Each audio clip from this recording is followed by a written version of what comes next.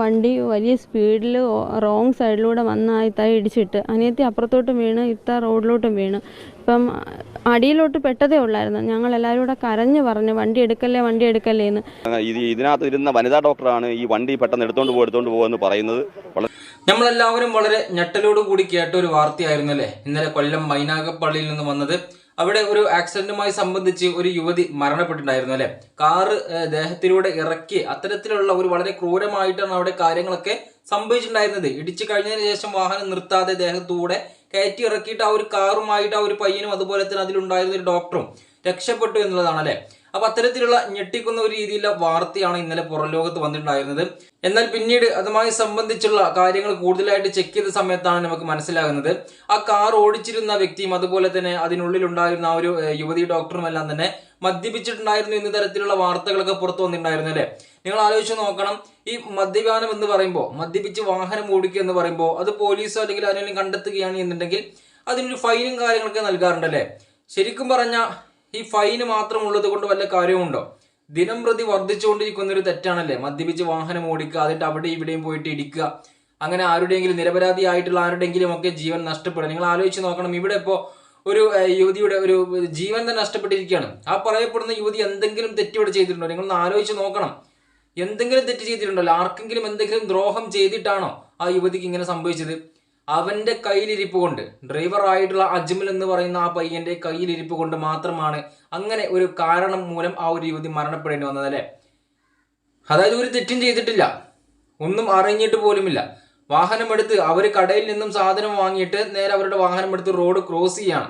ആ സമയത്ത് ഓവർടേക്ക് ചെയ്ത്, അതായത് ദിശ തെറ്റി റോങ് വേര് വന്നിട്ട് ഇടിക്കുകയായിരുന്നു. അതും ചെറിയ സ്പീഡിലൊന്നും അല്ലടേ, വളരെ വലിയ സ്പീഡിൽ. പിന്നെ അതിന് മുന്നായിട്ട് വേറൊരു കാര്യം കൂടി ഇവരെല്ലാം നമ്മൾ ചെക്ക് ചെയ്ത സമയത്ത് നമുക്ക് മനസ്സിലാക്കാൻ സാധിച്ചു.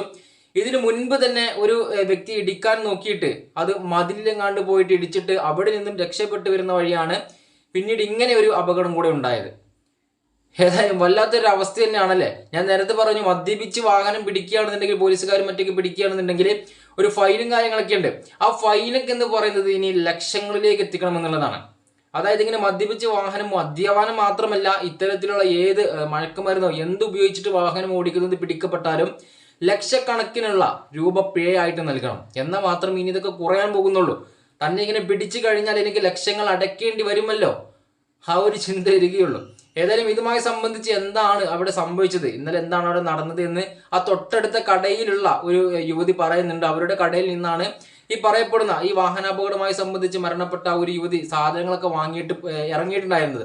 എന്താണ് സംഭവിച്ചത് എന്ന് അവർ വളരെ കറക്റ്റായിട്ട് പറയുന്നുണ്ട്. നമുക്കൊന്ന് കേട്ട് നോക്കാം. സാധനം വാങ്ങിച്ച് ഒരുപാട് നേരം ഇന്ന് വർത്താനമൊക്കെ പറഞ്ഞ് ചിരിച്ച് സന്തോഷമായിട്ട് ഞങ്ങൾ ഇവിടുന്ന് അങ്ങോട്ട് ഇറങ്ങുമായിരുന്നു.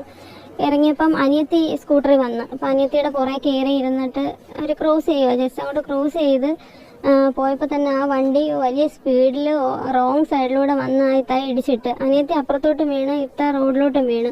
ഇപ്പം അടിയിലോട്ട് പെട്ടതേ ഉള്ളായിരുന്നു. ഞങ്ങൾ എല്ലാവരും കൂടെ കരഞ്ഞു പറഞ്ഞു വണ്ടി എടുക്കല്ലേ എന്ന്, അല്ലെങ്കിൽ നമുക്ക് ആ ഇത്തായി വലിച്ചെടുക്കാമായിരുന്നു. ഇയാൾ അത് കേൾക്കാതെ 2-3 തവണ വണ്ടി പുറകോട്ട് മുന്നോട്ട് വിട്ട് ഉരച്ചിട്ട് ആ ഇത്തായുടെ ദേഹത്തൂടെ കയറ്റി അതിക്രൂരമായിട്ടായിരുന്നു അത് ചെയ്തത്. അത്രയും ക്രൂരമായിട്ടായിത്തായ സുഖമില്ലാത്ത ഇത്തായ, അത്രയും ക്രൂരമായിട്ട് ആ ഇത്തായെ അയാൾ കൊന്ന്, ഞങ്ങൾ പറഞ്ഞിട്ട് കേൾക്കാതെ. പിന്നെ ആ ഒരു വണ്ടിക്കകത്ത് നമ്മുടെ വലിയത്ത് ഹോസ്പിറ്റലിൽ വർക്ക് ചെയ്യുന്ന ഒരു ഡോക്ടർ ഉണ്ടായിരുന്നു. ഒരു ഡോക്ടർ എന്ന് വെച്ചാൽ ഒരു മനുഷ്യ ജീവന് വില കൊടുക്കണം. അപ്പം ആ ഒരു ഡോക്ടറുടെ അനുമതിയോടുകൂടിയാണല്ലേ ഇത് ചെയ്തത്. അത്രയും ക്രൂരമായിട്ടാണ് അവര് കൊന്നത്. ഇവിടെ ഈ ഒരു ഇൻസിഡന്റ് നടന്ന സമയത്ത് അവിടെയുള്ള ആളുകളെല്ലാം, അതായത് ഈ ഇൻസിഡന്റ് നടന്ന സമയത്ത് തന്നെ ആളുകളെല്ലാം ഓടിക്കൂടിയിട്ടുണ്ടായിരുന്നു. ആ സമയത്ത് തന്നെ ആ ഒരു ഡ്രൈവറോട് വാഹനം നീ ഇനി എടുക്കല്ലേ, അവിടെ നിർത്തി എന്ന് പറയുന്നുണ്ട്. കാരണം ആ ഒരു യുവതി വാഹനത്തിന്റെ അടിയിലേക്ക് പെട്ടിട്ടുള്ളൂ, സംഭവങ്ങളും കാര്യങ്ങളൊന്നും നടന്നിട്ടില്ല. പക്ഷെ പിന്നീട് അതൊന്നും കേൾക്കാതെ ആ ഒരു ആളുകളെല്ലാം കൂടിക്കഴിഞ്ഞ് എന്നെ എന്തെങ്കിലും കാട്ടുമോ എന്ന് പേടിച്ചിട്ട് ഈ അജ്മൽ എന്ന് പറയുന്ന ആ ഒരു വ്യക്തി കാറ് പിന്നീട് മുന്നോട്ടും ബാക്കോട്ടും ഒക്കെ എടുത്തിട്ട് ആകെ അങ്ങോട്ട് പോയി എന്നുള്ളതാണ്. ആ സമയത്താണ് ഇങ്ങനെ ഒരു ഇൻസിഡന്റ് നടക്കുന്നത്. അല്ല എന്നുണ്ടെങ്കിൽ ഒരു പക്ഷേ ആ പറയപ്പെടുന്ന ആ ഒരു വ്യക്തി, വാഹനാപകടമായി സംബന്ധിച്ച് അപകടം പറ്റിയ ആ ഒരു വ്യക്തി ഒരു പക്ഷേ രക്ഷപ്പെട്ടിരുന്നു. പക്ഷെ പുള്ളിക്കാരന്റെ കയ്യിലുള്ള ഒരു തെറ്റ് കൊണ്ട് മാത്രം പറഞ്ഞാൽ മനസ്സിലാവത്തില്ലല്ലോ. കാരണം മദ്യപിച്ചിട്ടല്ലേ വാഹനം ഓടിക്കുന്നത്. നമ്മൾ പറയുന്ന കാര്യങ്ങൾ തലയിൽ കയറാത്തൊരു സമയമാണ്. അങ്ങനെയുള്ളവരുടെ ഈ വാഹനം നിർത്തി എന്ന് പറഞ്ഞിട്ട് എന്ത് കാര്യം? നേരത്തെ ഞാൻ പറഞ്ഞില്ല, അതിന് നേരത്തെ മുൻപ് തന്നെ ഒരാളുടെ, അതായത് ഒരു ഓട്ടോക്കാരനോ എന്തോന്ന് പറയപ്പെട്ടു, അവരുടെ നേരെ വാഹനം ചെന്നതാണ്. ഇവർ കഷ്ടിച്ച് രക്ഷപ്പെട്ടെന്നോ അത് സംബന്ധിച്ച് പിന്നീട് ഈ ഒരു വാഹനം ഈ കാറ് മതിലേക്ക് ഇടിച്ചു, അങ്ങനെയൊക്കെയാണ് പിന്നീട് ഇങ്ങോട്ടേക്ക് എത്തുന്നത്.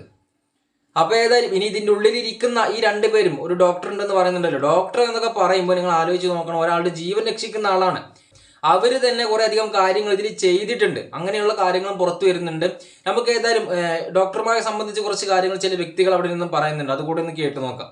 പോയപ്പോൾ തൊട്ടടുത്ത പ്രദേശത്ത് ഒരു 300 മീറ്റർ അകലെ ഒരു വെട്ടിയാട്ട വണ്ടിക്കാരനെ ഇടിച്ചു നൽകാൻ ശ്രമിക്കുകയും അയാൾ പെട്ടെന്ന് വെട്ടിച്ച് മാറ്റിക്കൊണ്ട് മതിലെ കൊണ്ട് ഇടിക്കുകയും ആ മതിൽ തകർന്നു പോവുകയും അതിനുശേഷം തൊട്ട് പടിഞ്ഞാറ് കാരക്കോട് പാലത്തിന് സമീപം ഒരു വണ്ടി സ്കൂട്ടർ ക്രോസ് കൊണ്ട് വെക്കുകയും ചെയ്തു. ഇത് അറിഞ്ഞുകൊണ്ട് വിളിച്ചു പറഞ്ഞ് ആ സ്കൂട്ടർ ഇടിച്ചു തെറിപ്പിച്ചു. അദ്ദേഹത്തിന്റെ കാലൊടിഞ്ഞു. അദ്ദേഹം ഇപ്പോൾ ആശുപത്രിയിൽ അഡ്മിറ്റ് ആണ്. ഇതിനകത്ത് ഇരുന്ന വനിതാ ഡോക്ടറാണ് ഈ വണ്ടി പെട്ടെന്ന് എടുത്തോണ്ട് പോകുമെന്ന് പറയുന്നത്. വളരെ നാട്ടുകാരെല്ലാവരും വളരെ ദോഷത്തിലാണ്. കാരണം ഈ സ്റ്റിയറിംഗ് പിടിച്ചിട്ട് ഒരാൾ പറഞ്ഞു വലിയ വണ്ടി മുന്നോട്ട് എടുക്കരുതേന്ന് പറഞ്ഞപ്പോൾ ഈ സൈഡിൽ ഇരുന്ന വനിതാ ഡോക്ടറാണ് പറഞ്ഞത് പെട്ടെന്ന് വിട് എന്ന് പറയുന്നത്. നമ്മുടെ പ്രദേശത്ത് ഒരു അസുഖം ഉണ്ടായാൽ കൊണ്ട് സമീപ ഹോസ്പിറ്റലിൽ തന്നെയാണ്. ആ ഹോസ്പിറ്റലിലെ ഡോക്ടറാണ് ഈ രീതിയിൽ പ്രതികരിച്ചത്. അവരുടെ അടുത്ത് എങ്ങനെ നമ്മൾ രോഗികളെ കൊണ്ടുപോകും? അവിടുത്തെ ഗൈനക്കോളജി ട്രെയിനിങ് ആണെന്നാണ് പറയുന്നത്. നിങ്ങൾ ആലോചിച്ച് നോക്കണം, ഒരാളുടെ ജീവൻ രക്ഷിക്കേണ്ട ഡോക്ടറാണ് അവിടെ പറഞ്ഞിട്ടുള്ളത് വാഹനം എടുത്തുകൊണ്ട് പോകുന്നൊക്കെ പറയുന്നത് അല്ലേ. അവരുടെ ജീവൻ കുടുങ്ങും, അല്ലെങ്കിൽ ആളുകളുടെ കയ്യിൽ നിന്നും അടി കിട്ടുമെന്ന് പേടിച്ചിട്ട് ഇവര് ഒരാളുടെ ജീവൻ പോയാലും വേണ്ടില്ല നമുക്ക് ഇവിടെ നിന്ന് തടി തപ്പാമെന്ന് കരുതിയിട്ട് വാഹനം എടുത്തിട്ട് പോയി എന്നുള്ളതാണ്. ഇവനൊക്കെ ആര് ലൈസൻസ് കൊടുത്തിട്ട്? ഇനിയിപ്പോ ഇവന്റെയൊക്കെ ലൈസൻസ് എന്ത് നിങ്ങൾ ചെയ്യാൻ പോകുന്നു? ലൈസൻസ് ഉണ്ടോ? കാരണം നമ്മുടെ സമൂഹത്തിൽ അങ്ങനെയുള്ള കാര്യങ്ങളൊക്കെ നടന്നിട്ടുണ്ടായിരുന്നു. വാഹനത്തിൽ ഒരു സ്വിമ്മിംഗ് പൂൾ കെട്ടിയിട്ട് ഒരുത്തന്റെ ലൈസൻസ് റദ്ദാക്കിയ അത്തരത്തിലുള്ള കാര്യങ്ങളൊക്കെ നടന്നിട്ടുണ്ടായിരുന്നു. ഇനി ഇവനെതിരേക്ക് എന്ത് ആക്ഷനാണ് വരുന്നത് എന്ന് നമുക്ക് ഏതായാലും നോക്കിക്കാണാം. അപ്പൊ ഏതായാലും നമ്മുടെ സമൂഹത്തിൽ ഇപ്പോ ഇങ്ങനെ മദ്യപിച്ച് വാഹനം ഓടിക്കുക എന്നുള്ളത് പതിവായിട്ടുള്ള കാര്യമാണ്. എത്രയോ കേസുകളൊക്കെ നമ്മൾ കണ്ടിട്ടുണ്ടല്ലേ. പക്ഷെ ഇതിനൊക്കെ ഒരു അവസാനം വരണമെങ്കിൽ ഒരു നിരപരാധി ഇവിടെ വെറുതെ ഒന്നും അറിയാതെ, അതായത് ഒരു തെറ്റും ചെയ്യാതെ ഒരാളുടെ പിഴവ് കാരണം അല്ലെങ്കിൽ ഒരാൾ മദ്യപിച്ച് വാഹനം ഓടിച്ചത് കാരണം ഒരു തെറ്റും ചെയ്യാത്ത ഒരു നിരപരാധിയുടെ ജീവൻ അങ്ങോട്ട് പോവുകയാണ്. നമുക്ക് എല്ലാവർക്കും അറിയാം, റോഡിലൂടെ എത്രയോ അധികം വാഹനങ്ങൾ പോകുന്നുണ്ട്. ചില ആളുകൾ അവരുടെയൊക്കെ വരവ് കണ്ടാൽ തന്നെ നമ്മളൊന്നും ചെയ്തിട്ടില്ലെങ്കിൽ നമ്മുടെ നേരെ ഇങ്ങോട്ട് വരും. അതാണ്, നമ്മൾ എത്ര സേഫ് ആയിട്ട് ഓടിച്ചു കഴിഞ്ഞാലും നമ്മൾ സേഫ് അല്ല. നമ്മൾ എതിരെ വരുന്ന ഒരാൾ ഒന്ന് കണ്ണ് ചെമ്പിയാൽ മതി, അല്ലെങ്കിൽ ഇതുപോലെ വല്ല കൂതറ സാധനം അടിച്ച് വന്നാലും മതി, നമ്മളത് തീർന്നു പോകാൻ. അത്രയേ ഉള്ളൂ. ഏതായാലും എനിക്കിതിൽ പറയാനുള്ള കാര്യം എന്ന് പറയുന്നത്, ഇങ്ങനെയുള്ള സമയത്താണല്ലോ നമുക്കിതൊക്കെ പറയാൻ പറ്റത്തുള്ളൂ. അപ്പൊ ഏതായാലും ഇങ്ങനെ മദ്യപിച്ച് വാഹനം പിടിക്കുന്ന സമയത്ത് പോലീസുകാർ ചെക്കിങ്ങിലും മറ്റും പല വാഹനങ്ങൾ പിടിക്കാറുണ്ടല്ലോ. ആ ഒരു സമയത്ത് ഇങ്ങനെ മദ്യപിച്ച് വരുന്ന, അതായത് ആ തരത്തിലുള്ള ഡ്രൈവർമാർക്കെല്ലാം തന്നെ വളരെ വലിയ രീതിയിലുള്ള താങ്ങാനാവാത്ത പിഴ നൽകണം. അതായത് 2000, 3000, 10,000, 20,000 അതുകൊണ്ടൊന്നും കാര്യമില്ല. അതൊക്കെ പുഷ്പം പോലെ കിട്ടുന്ന ആളുകളുണ്ട്. അവർക്ക് ഇത് നേക്കത്തില്ല. ലക്ഷക്കണക്കിന് രൂപ കൊടുക്കണം, ലക്ഷക്കണക്കിന്. അതിനിപ്പോ പാവപ്പെട്ടവനെന്നോ അല്ലെങ്കിൽ സമ്പന്നനെന്നോ അങ്ങനെയൊന്നൊരു പരിഗണന നൽകാതെ ലക്ഷക്കണക്കിന് രൂപ മദ്യപിച്ച് അല്ലെങ്കിൽ ഇതുപോലെ ലഹരി ഉപയോഗിച്ചത് കണ്ടെത്തിയവർക്കെതിരെ ലക്ഷക്കണക്കിന് രൂപ പിഴയായിട്ട് നൽകിയാൽ മാത്രമേ ഇനി ഇവന്മാരൊക്കെ പഠിക്കത്തുള്ളൂ. ഞാനടക്കം നമ്മുടെ സമൂഹത്തിൽ എത്രയധികം ആളുകൾ വാഹനങ്ങൾ ഓടിക്കുന്നുണ്ട്.